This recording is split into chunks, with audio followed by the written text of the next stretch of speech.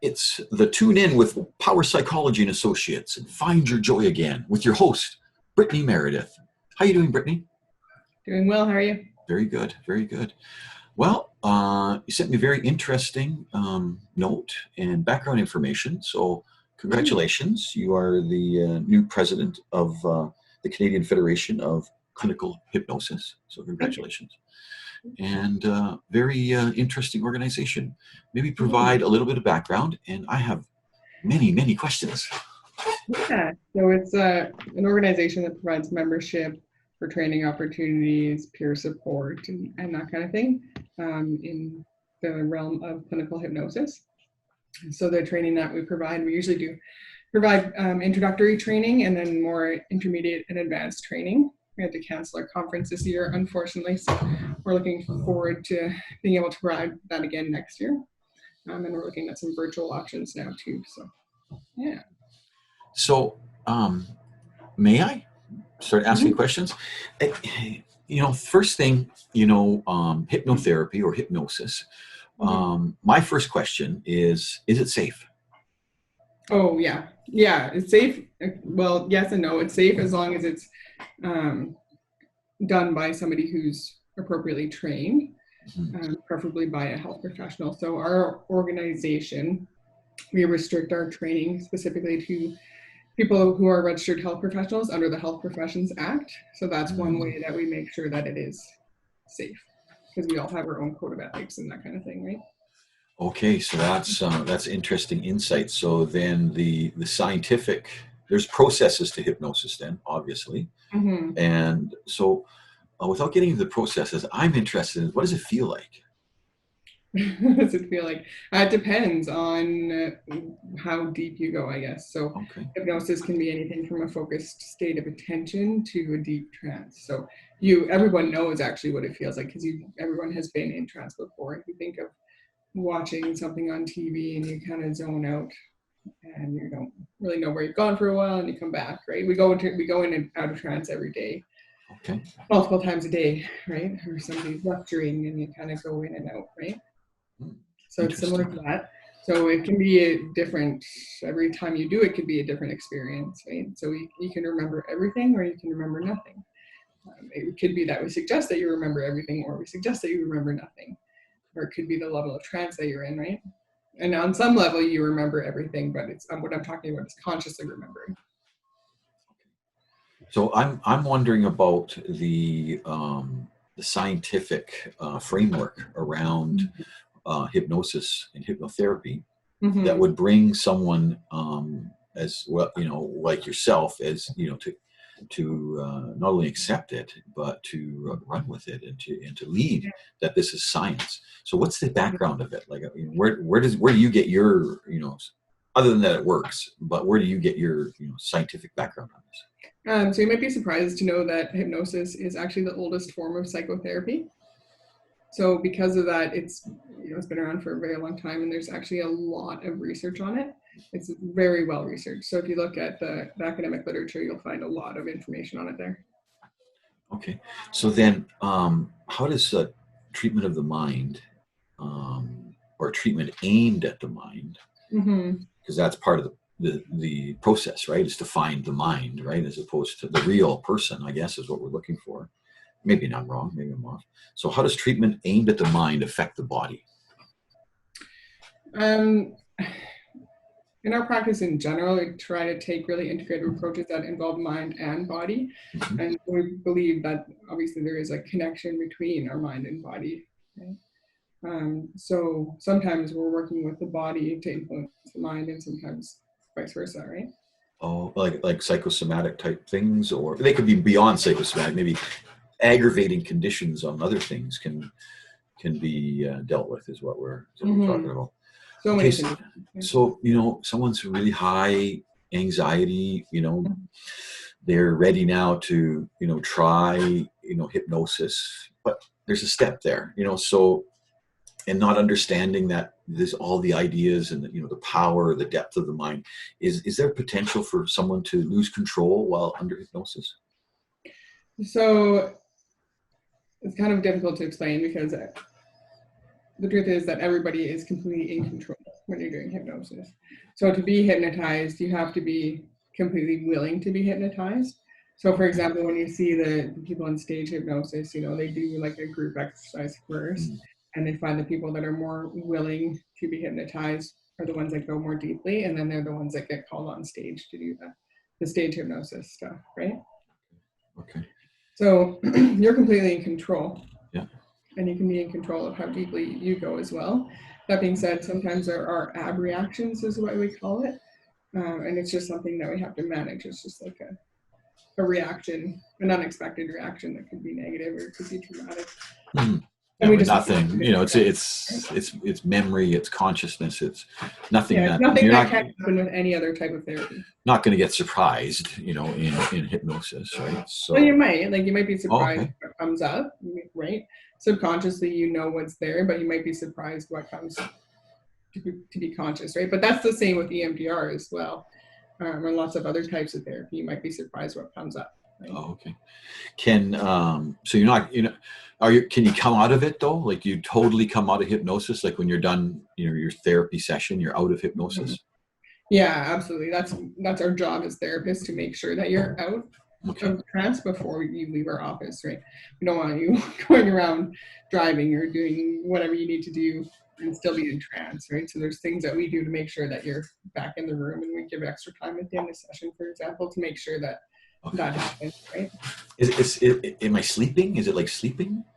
It can feel like sleeping. Some people fall asleep, and we just kind of keep going, right? Okay. It'll be helpful, but yeah, it can feel like sleeping. People will say like it feels like I had a nap, for example, or it can feel like, you know, maybe an hour has gone by and it might feel like 10 minutes, and that's a good sign that you've been in trance. Okay. So you'll often wake up feeling refreshed and alert, and that, because those are things that we suggest as well, right? That you will wake up refreshed and alert, and yada yada yada. It's so interesting. Does hypnosis positively or negatively affect memory? Yeah, so hypnosis isn't allowed in courts, for example, because there is a possibility to create false memories. So that, again, that's the importance of having trained professionals who are doing this stuff, so that we know how not to do that, right? So it's not anything, any kind of hypnosis is no longer admissible in court, because there's been some big cases around that, right? So, you know, as a trained psychologist, a registered psychologist, understanding how memory is formed, not necessarily where the neurology and the physiology of, but how memory is in consciousness, and how it's brought up. With that kind of awareness, would it still be possible under hypnosis to affect memory in an adverse way? Like if someone had an understanding of how they experience memory, could it still be affected? Yeah, it could be. Okay, that's powerful, hey? Mm-hmm. I can see why you have to be. I like the approach that it's under your association, and that you're a healthcare professional, and then having your psychology training attached to the that. other part of it is that you don't work with anything that you wouldn't otherwise work with, right? So if I'm doing therapy, I'm not going to suddenly go do something that I wouldn't work with any other type of therapy. So if I work with pain, I'm not only going to work with hypnosis with pain.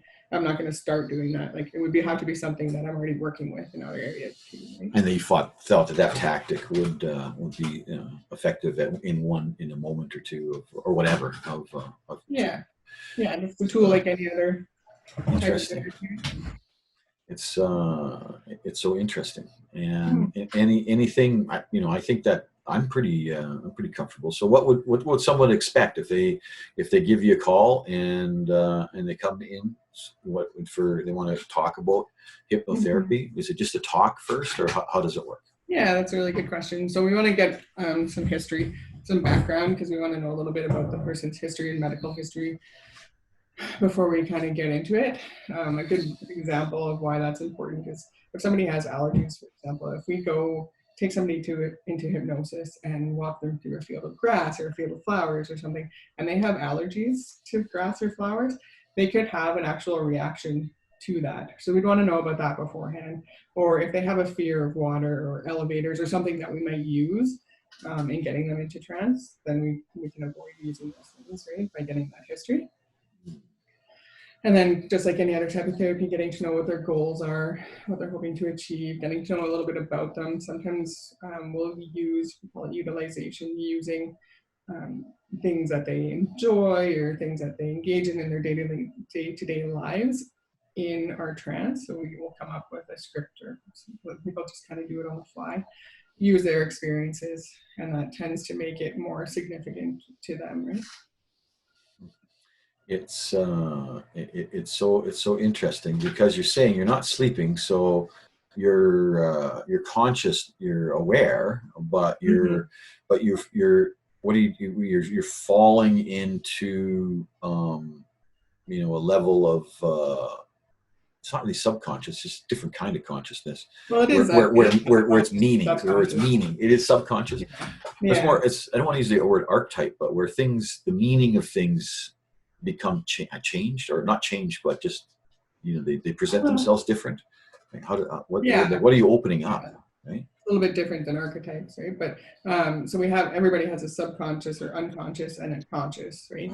Yeah. I think of it like your conscious kind of knows what to do while you're in trance. It goes and it pays attention to everything that it needs to. It keeps you, your subconscious keeps you breathing, all the things that you need to do are done, and your consciousness knows what to do at that time so that you can tap into your subconscious.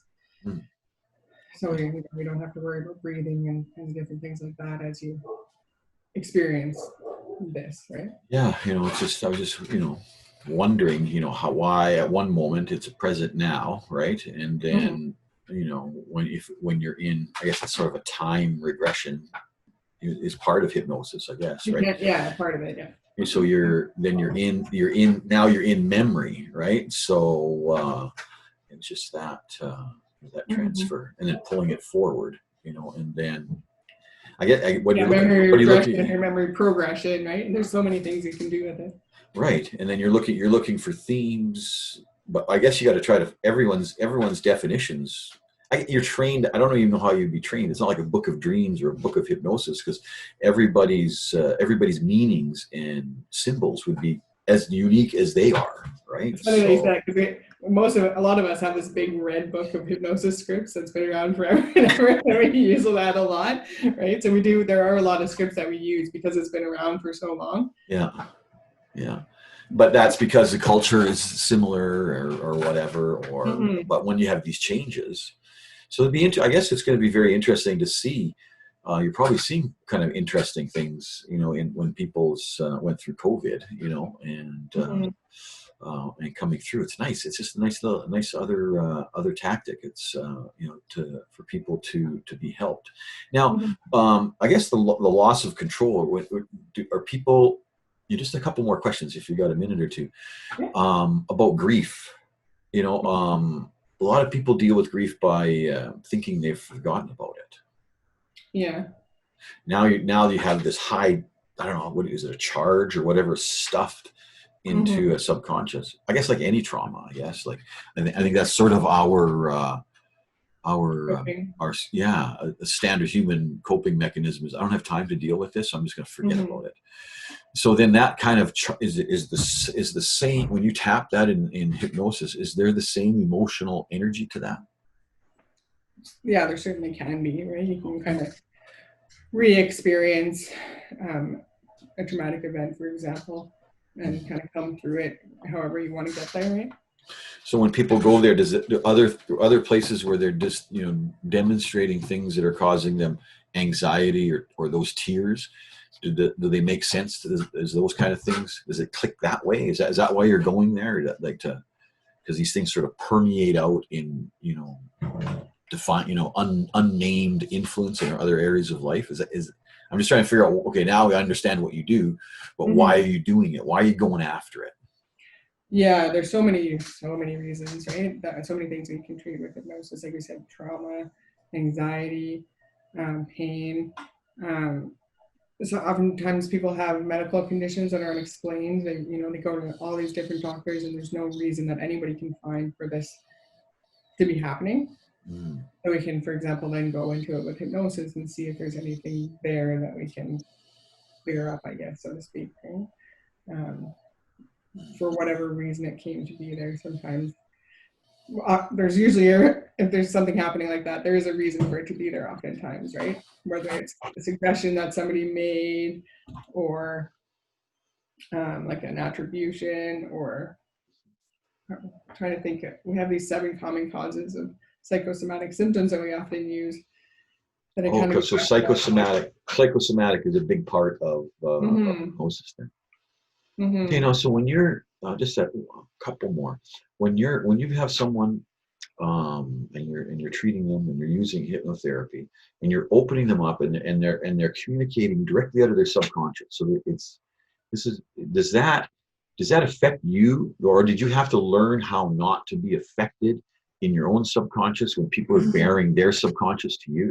Was there anything about that? Or like, this seems like it's a very powerful moment. It seems to me. Yeah, for sure. And again, it's similar with a lot of types of therapy, right? Especially if you're doing integrative or somatic kind of work. Oftentimes when we're doing hypnosis, we are in hypnosis ourselves as well, right? Oh, okay, yeah. So that's something certainly to be aware of, and you can tell a lot of times, but it's kind of that symbiotic hypnosis that you're benefiting from as well, right? And using to be attuned with your client. But I think the same thing happens in EMDR. Right? And the way that you're talking about that keeps making me think about EMDR, because it's similar in that when we're doing the bilateral stimulation, I think we kind of go into a trance, and whatever comes up is our subconscious is coming up with it, right? It's good to know that these things that have, because every discovery, someone discovers it, but it's good to know that the clinical and trained healthcare professionals are around this, right?